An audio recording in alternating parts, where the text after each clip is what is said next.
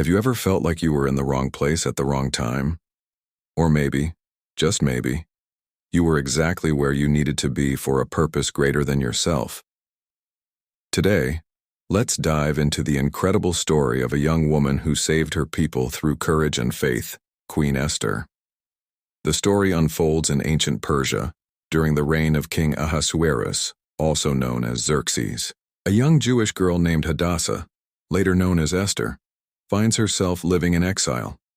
After the king banishes his queen, he holds a nationwide beauty pageant to find a replacement. Esther, with her remarkable grace and beauty, is chosen. But she has a secret, advised by her cousin Mordecai, who raised her.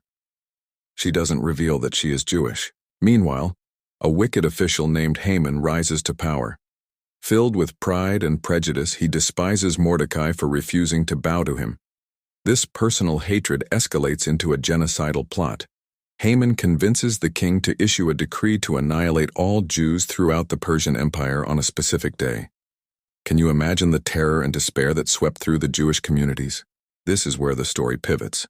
Mordecai learns of the plot and sends a desperate message to Esther.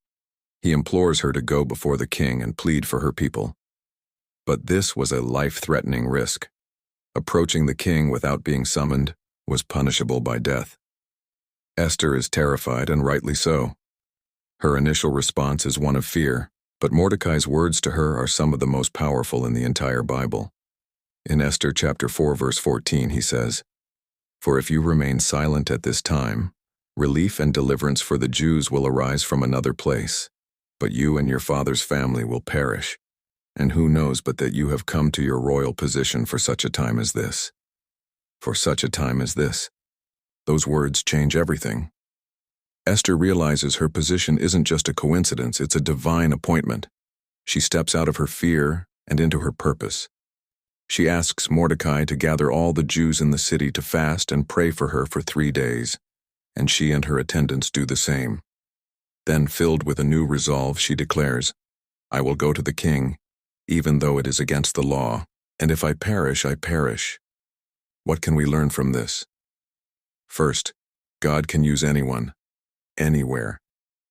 Esther was an orphan in a foreign land, yet she was placed in the palace for a divine purpose.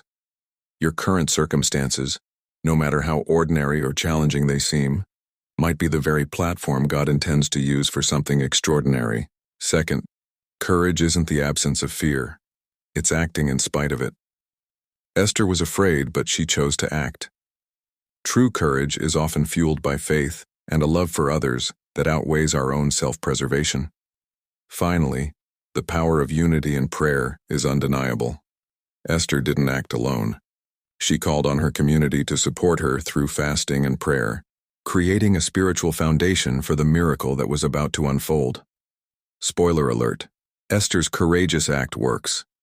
She cleverly exposes Haman's evil plot to the king, not in a frantic outburst, but through 2 carefully planned banquets.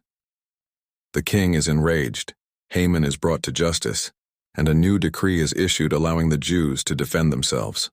An event of intended destruction is transformed into a day of deliverance and celebration, a festival still celebrated today as Purim. The story of Esther reminds us that even when things seem hopeless, there is a plan at work.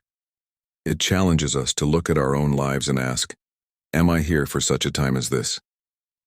What opportunities for courage and faith are right in front of me? Thank you for joining me on this journey through Esther's story. If this message resonated with you, please give this video a thumbs up and share it with someone who might need to hear it. Don't forget to subscribe and hit that notification bell so you don't miss our next video. God bless.